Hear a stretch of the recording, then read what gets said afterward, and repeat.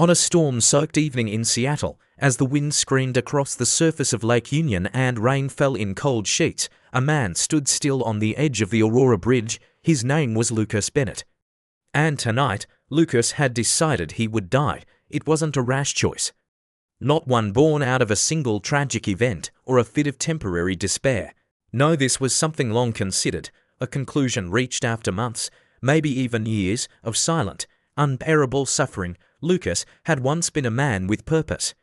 A former homicide detective, a husband, a father. Now, he was little more than a ghost of a man, haunted by memories too brutal to keep and too precious to forget. 3 years earlier, his life had been perfect, or at least as close to perfect as any man could hope for. He had a wife he adored, Melissa, and a 5-year-old son named Jamie who thought his father was a superhero. There were birthday parties and weekend camping trips, pancakes on Saturday mornings and whispered bedtime stories at night. Then, on one icy morning in December, it all ended. Melissa had taken Jamie to the pediatrician. They were standing at a crosswalk waiting for the signal to change when a man, drunk behind the wheel of a luxury SUV, ignored the red light. The car skidded, spun, and crushed everything Lucas ever loved in a single moment of careless, preventable horror. Lucas was in the courtroom when the man received a suspended sentence. No prior record, they said. He's expressed remorse. Remorse. Lucas hadn't flinched at the verdict, nor had he spoken to the press outside. What could he say? That his wife's last smile was now a memory fading behind his eyelids. That his son's sneakers were still in the hallway, their tiny laces still tied. That every breath since that day felt like swallowing broken glass. No, Lucas didn't shout. He didn't cry, he just stopped. He turned in his badge, declined therapy, moved to a small apartment and disappeared from the life he once knew. Every day since then had been a silent war between duty and despair. Tonight, despair was winning. But just as Lucas stepped onto the narrow ledge, gripping the cold steel railing with white-knuckled hands, something strange caught his eye on the dark, rocky bank below. Through the mist and gloom, there was movement, chaotic, desperate. A large dog, perhaps a shepherd mix, was pacing in tight, frantic circles around what appeared to be a crumpled pile of rags. But something about the way the dog moved, the way it whimpered and nudged the shape beside it wasn't random. It was protective. Lucas hesitated. Something shifted in him, not a revelation, not forgiveness, not even hope, but enough of a flicker to stall the leap. The cop instincts he thought had died along with his family flickered to life for just a moment. He climbed down from the ledge. Crossing the bridge, soaked to the bone, he made his way to the embankment, heart thudding with a mixture of caution and curiosity. The dog barked once, a sharp, warning sound, but did not attack. As Lucas drew closer, he saw that the pile of rags was, in fact, a young woman, curled in a fetal position on the wet gravel. Her skin was pale, lips blue-tinged from cold, and her breathing shallow but steady. "Easy, boy," Lucas said, crouching slowly. "I'm not here to hurt her."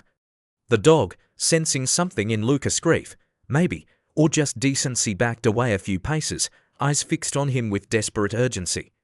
Lucas touched the woman's wrist, pulse, faint, no visible injuries.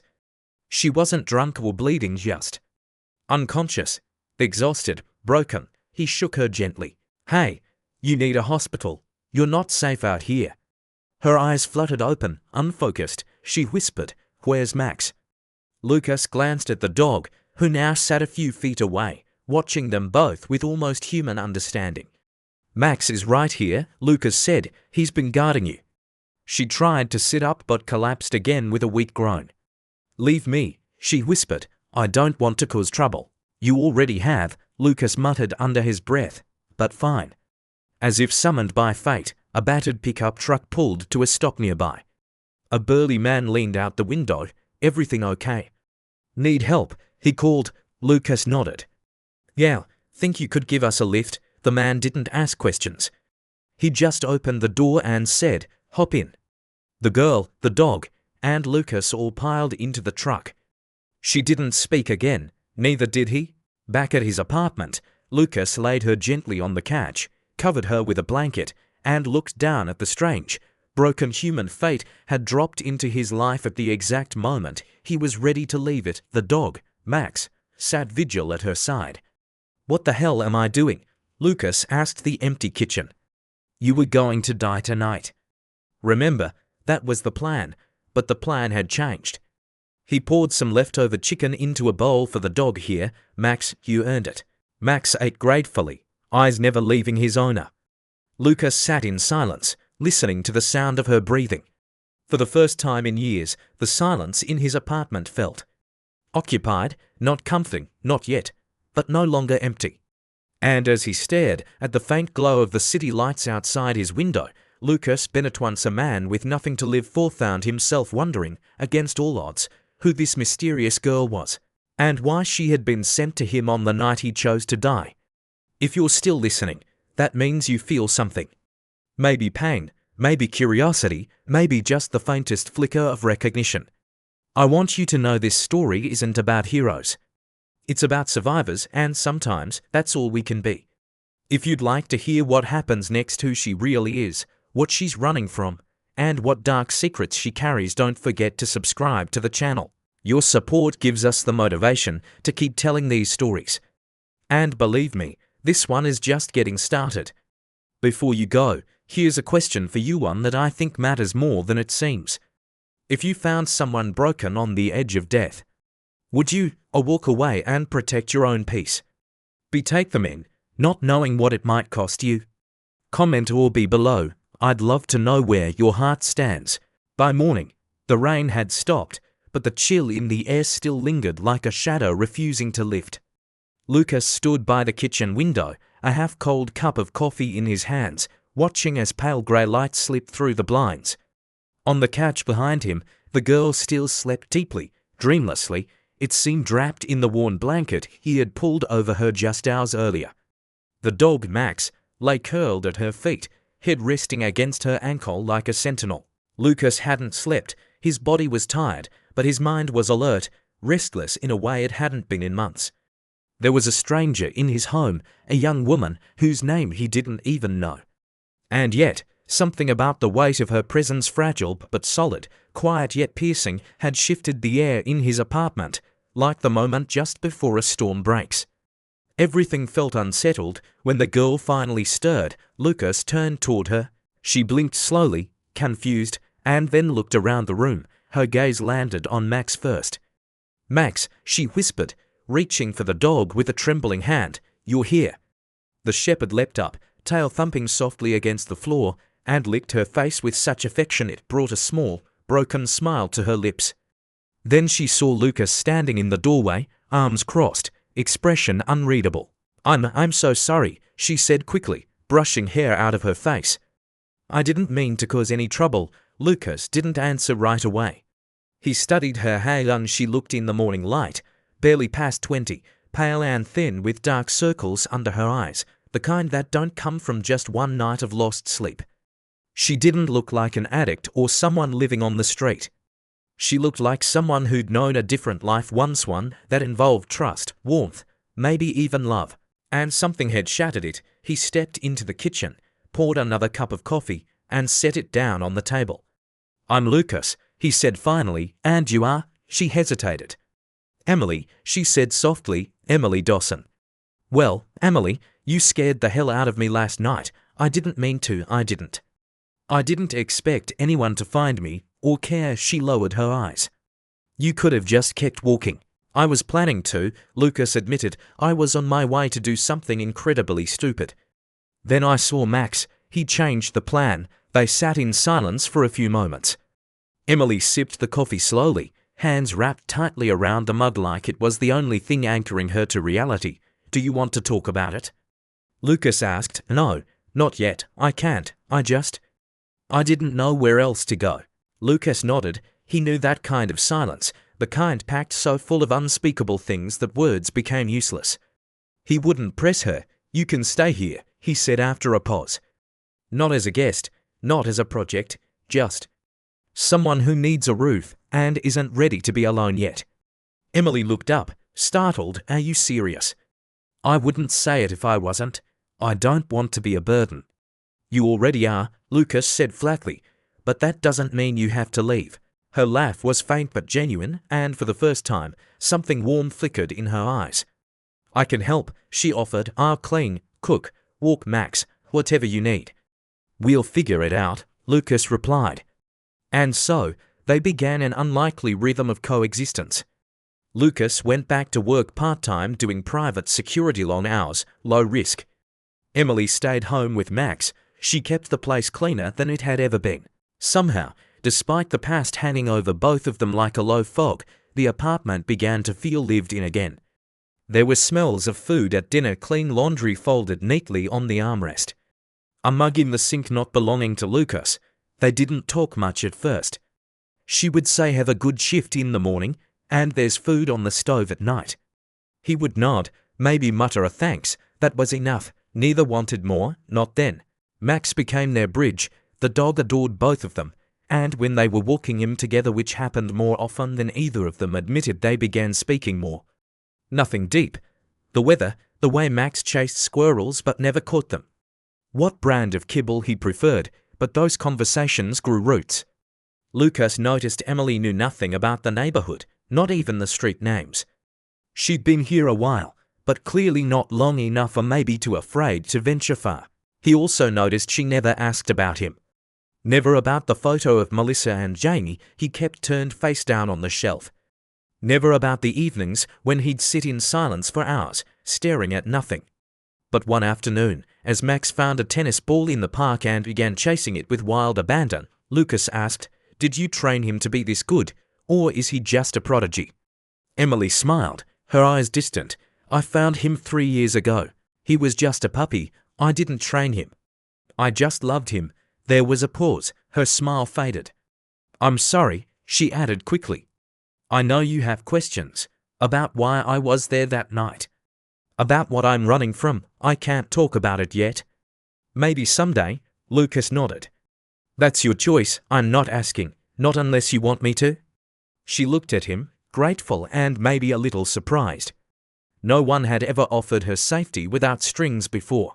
What neither of them said aloud was this: there was something about living with someone who didn't pry into your pain that made healing possible. Slowly, they began building something that didn't have a name yet, but it was real. One night, Lucas walked into the living room and found Emily curled up on the floor with Max, fast asleep. The dog's head rested on her chest, rising and falling with her breathing. For a long moment, Lucas just stood there, watching, feeling not happiness, but the faintest echo of something close to peace. He turned off the light and let them sleep. They were all damaged, all lost. But maybe, just maybe, none of them had to stay that way forever. And for the first time since the accident, Lucas allowed himself to wonder what it might feel like to begin again. The thing about silence is that it rarely means nothing. Sometimes it screams. Sometimes it hides 1,000 unspoken truths, coiled tightly just beneath the surface of a quiet dinner or a half-finished sentence. Lucas had always known that. He'd spent years listening to suspects say one thing while their eyes confessed another. But with Emily, it wasn't deception. Her silence was armor, not to manipulate, but to survive. And over time, in the stillness of that apartment, she began to lower the shield. It started with small things, a comment about the way Max used to get scared of thunder. A soft, almost involuntary smile when she saw a painting in the local bookstore window. A glance at Lucas's face when he wasn't looking, as if memorizing the lines of someone she couldn't quite decide whether to trust. One evening, over cups of hot tea, Emily sat across from Lucas at the kitchen table, her hands clasped tightly in front of her like she was bracing for something heavy. "I think I'm ready to tell you," she said. Her voice was steady, but her knuckles were white from the pressure. Lucas didn't speak, he just nodded. He knew better than to push. When someone chooses to bleed in front of you, you don't ask them why it took so long. "I come from Portland," she began, eyes distant. "My parents ran a small but successful interior design company. Not huge, but respectable. My mom was warm, kind. My dad, he was strict but fair. And then there was Rachel, my younger sister." She paused for a moment, as if her sister's name alone brought weight to the room. "Rachel was complicated," Emily said.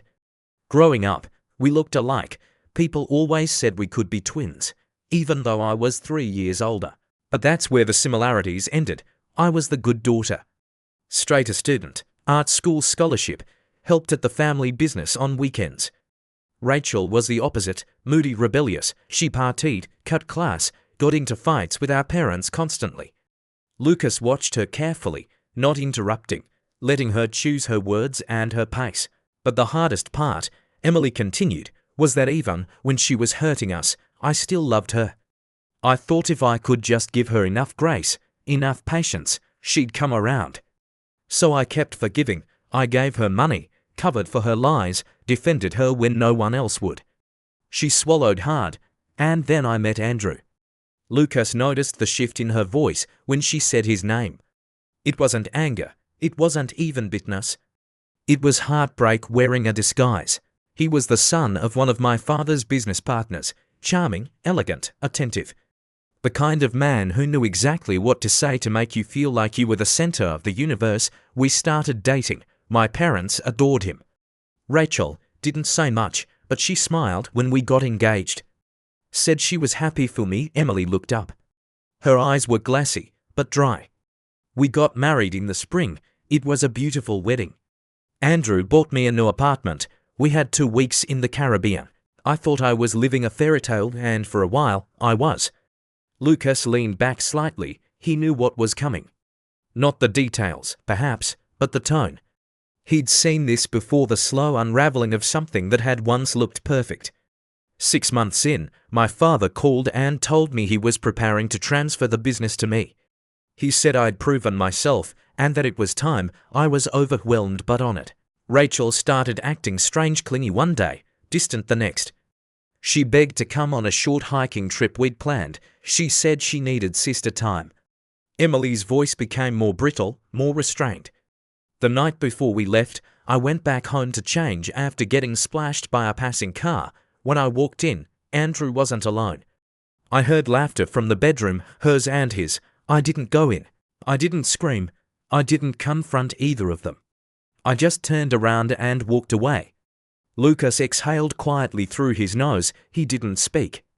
We still went on that trip, she continued. I didn't cancel. I don't know why. Maybe I wanted to see what would happen. Maybe I still hoped there was some other explanation. But when we got there, she made a phone call. I overheard it.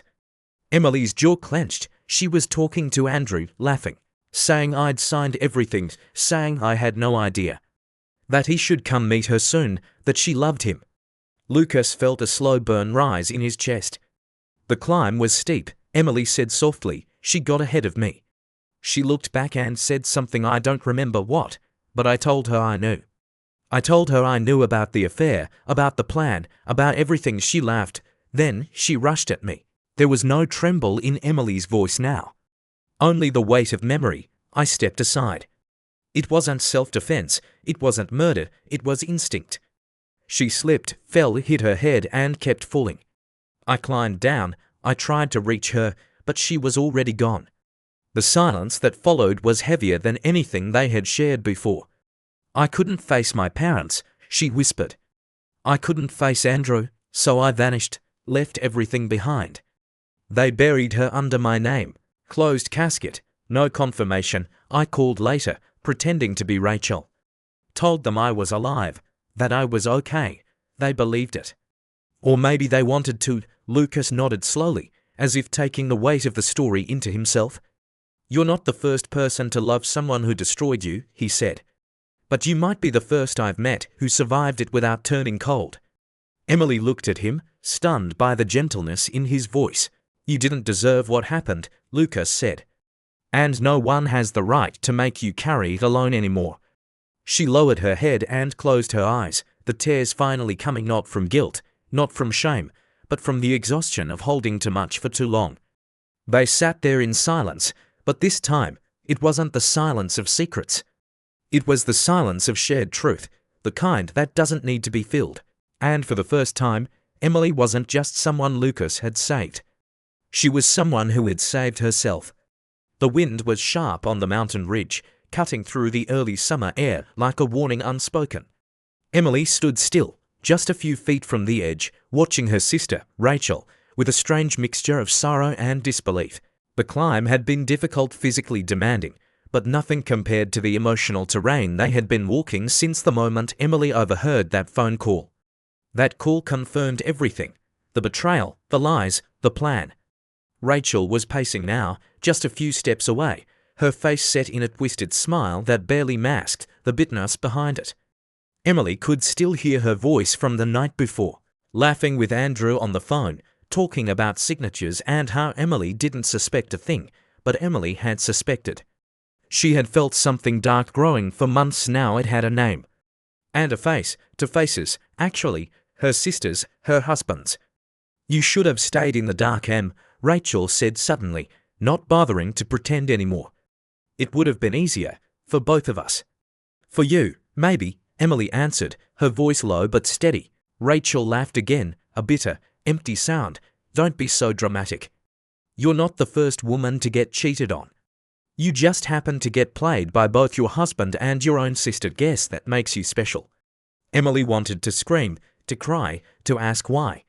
But she didn't. She simply looked at the girl she had once shared a room with, a childhood with, birthdays, inside jokes, promises whispered under blankets in the dark, and all she saw now was a stranger.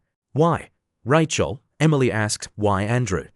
Why the company? You already had my love. Our parents' forgiveness. Why take everything?" Rachel's smile faltered, just for a second, then she stepped closer. "Because you always had it all, Emily. The grades, the praise, the future. I was just the leftover daughter, the one they pitied and never truly believed in. And Andrew ... he noticed me, before you even did. You were so busy planning the perfect life, and you didn't see that he was never yours to begin with. It was cruel, but it was honest." And in that honesty, Emily felt a shift, like something old and painful cracking open inside her. This wasn't just betrayal. It was years of resentment, layered and rotting beneath their sisterhood, waiting for the moment it could poison everything. And then Rachel moved. She lunged, not with grace, not with calculation, but with the reckless fury of someone who had already decided how this would end. Her arms stretched forward, and Emily, caught off guard, stumbled backward instinctively. Her foot hit loose gravel, but she caught herself. Rachel didn't. Her momentum was too fast, too desperate. She reached for Emily again, but this time her foot slipped. A scream, sharp, short, and piercing, cut through the silence of the mountain air as Rachel's body pitched forward and disappeared over the edge. Emily froze, the world stood still, then she ran. Down the narrow path, over jagged rocks, scraping her hands and knees until she reached where Rachel's body had landed. The fall had been brutal. Rachel was limp, broken. Blood soaked into the soil around her head, mixing with dirt and pebbles. A large rock had pinned her torso. Her hand lay outstretched, fingers curled slightly, as if still reaching. And on that hand was Emily's wedding ring. It gleamed in the sunlight like a cruel joke. Emily collapsed beside her, gasping for air she couldn't seem to hold. She wanted to believe Rachel was breathing, that she'd open her eyes, that this wasn't real, but it was. The silence told her everything, and then footsteps, voices, strangers approaching from another trail. Emily stood quickly. Her face was pale, scratched, streaked with tears and mud. One of the hikers asked if she was hurt, if she knew the woman who had fallen. She nodded once. "She's my sister," she said, and the words nearly broke her in half. It was supposed to be me, and maybe it was. Maybe in some twisted version of the world, she had died that day and Rachel had lived. Later, after the rescue team came, after the chaos of ambulances and questions and statements, Emily found herself staring at the sky from the back of a paramedic's van. Her thoughts were scattered, disconnected. She didn't know what time it was, didn't care. She only knew that going home wasn't an option, not to her parents, not to Andrew. Not to the life that had tried to kill her slowly, from the inside out. So she left. That night, Emily disappeared. She took Rachel's bag, some clothes, their documents. No one asked too many questions. The fall had been labelled a tragic accident, closed casket. No formal identification beyond assumptions. The ring was taken as evidence. No one had seen what happened. Emily didn't offer clarity. She traveled south, changed her hair, rented a small room in a rural town in Oregon. She used Rachel's name sometimes when she had to, other times she said nothing at all. She took jobs no one wanted, scrubbed floors, cleaned motels. She let herself fade because anything else felt dangerous. In that quiet village, she found Max, a starving puppy, hiding behind a dumpster. His ribs showed, his eyes were too big for his head. She fed him once, then again. And suddenly, he was hers, or maybe she was his. Either way, they were both straight now. For years, she drifted, a ghost haunting the edge of a life she had once believed in. Her parents grieved, but they never looked too closely. She called them once, twice, using a payphone, altering her voice just enough. "I'm fine," she said. "I'm alive, don't look for me," and they didn't. Eventually, the pain dulled but never disappeared. She often wondered if they buried Rachel or her. Maybe both. Then came Seattle, then came that bridge. And just as she thought she was finally ready to end the story, fate, maybe mercy, brought her into the path of a man who had also lost everything.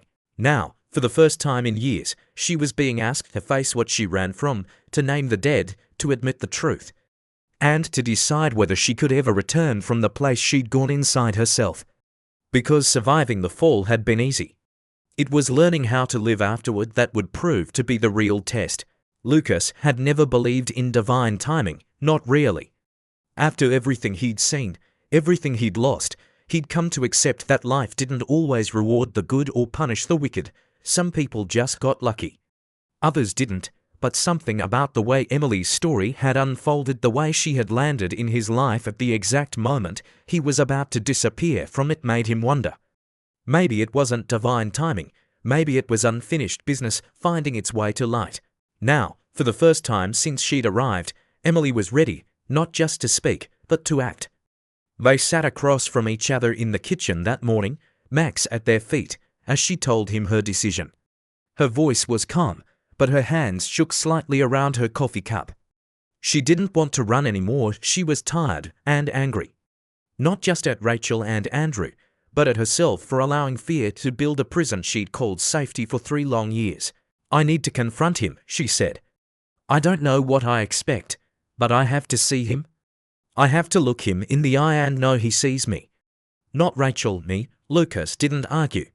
He simply asked, "Do you want me there?" Emily looked up, startled, then nodded. Lucas spent the next few days doing what he did best: research. His law enforcement connections were outdated, but his instincts weren't. It didn't take much to find Andrew Carter. He was now a prominent name in boutique real estate development, hosting charity galas and drinking overpriced whiskey in modern glass towers downtown. To the world, he was a grieving widower turned success story. To Lucas and Emily, he was a manipulator who had tried to erase her. They planned carefully. No confrontation in private, no surprises. They would meet in public, somewhere controlled, somewhere with cameras, witnesses. Emily would wear a wire, Lucas would observe from a distance. They didn't want vengeance, they wanted the truth recorded. Not just for legal protection, but for closure. The meeting was set for a Thursday at 2 p.m, a high-end bistro downtown. The kind of place with clean white linens, water served with lemon wedges, and a quiet jazz playlist murmuring overhead. Emily arrived first. She wore a simple black coat, hair pulled back, no makeup. She looked nothing like the young woman in the wedding photos Andrew had likely buried or deleted. But the moment he walked in and saw her, the color drained from his face. He stopped mid-stride, frozen in place. Emily didn't move, she simply looked at him. "Hello, Andrew," she said, her voice steady. "I hear the risotto's good here." He blinked twice, then sat across from her slowly, as if she might vanish if he moved too fast.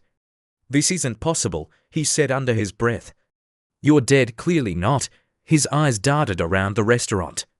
He was trying to assess whether this was a setup, a hallucination, a nightmare. Emily smiled coldly. "It's okay. I'm not here to make a scene." Andrew swallowed hard, poured himself a glass of water, and finally managed, "Are you Rachel?"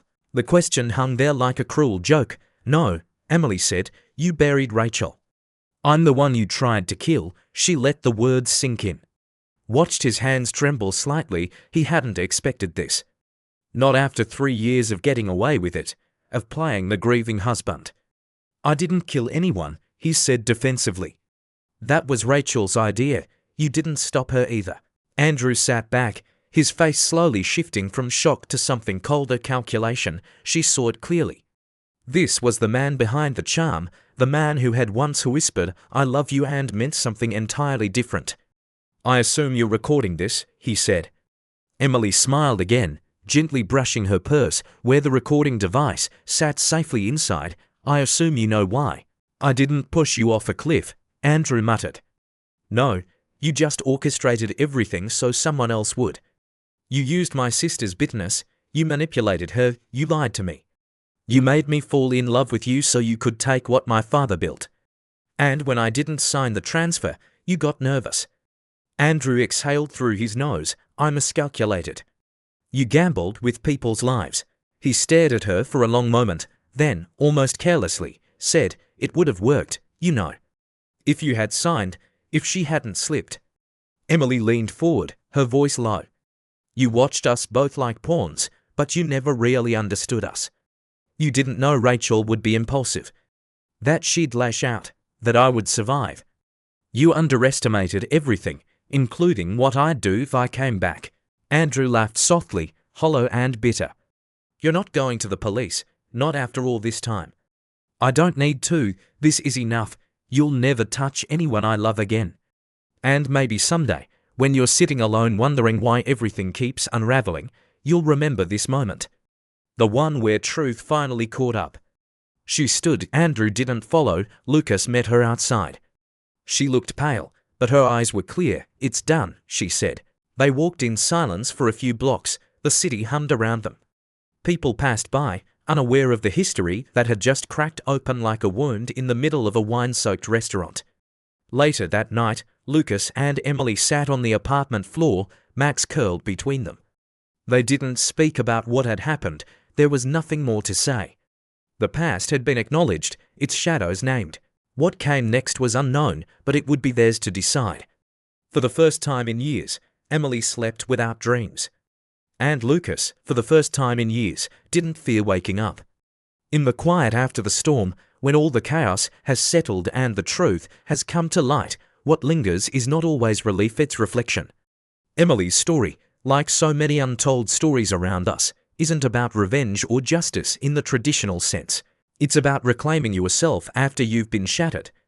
It's about the long, difficult path of survival, not from an accident, but from betrayal, from silence, from the weight of carrying pain alone for too long. Lucas didn't save her, not in the way stories like these often suggest. He didn't swoop in like a hero, he simply stayed, he made space. And sometimes, that's all we really need from another person, to hold space for us until we are strong enough to fill it ourselves. And Emily, she did what many of us never get the chance or the courage to do. She came back from the dead, metaphorically and almost literally. She stared her past in the face, not with rage, but with clarity. She chose not to run, not to hide, and not to pretend that healing is always beautiful. Often, it's messy. It's filled with detours and doubt and days when getting out of bed feels like climbing a mountain. But she kept going. What makes her story powerful isn't the drama of the betrayal, or even the confrontation at the end, it's the quiet resilience in between. The way she kept feeding the dog, the way she washed dishes in a stranger's home, the way she began to care for a life that wasn't hers, until it slowly became something she could see herself in again. We often think strength looks like loud declarations and grand gestures. But sometimes, it's sitting with someone in silence. Sometimes, it's showing up day after day even when no one notices. Sometimes, it's simply telling the truth when you have every reason to keep it buried. And in that, we find the real heart of this story. Honesty heals. Even if it takes years, even if it hurts, even if it costs everything. Because without truth, we remain ghosts adrift in lives we no longer recognize, pretending we're fine when we're not. So, what can we learn from Emily and Lucas? First, pain doesn't go away by itself. It needs attention, it needs air. And most of all, It needs compassion, starting with the compassion we give ourselves. Second, you are not alone.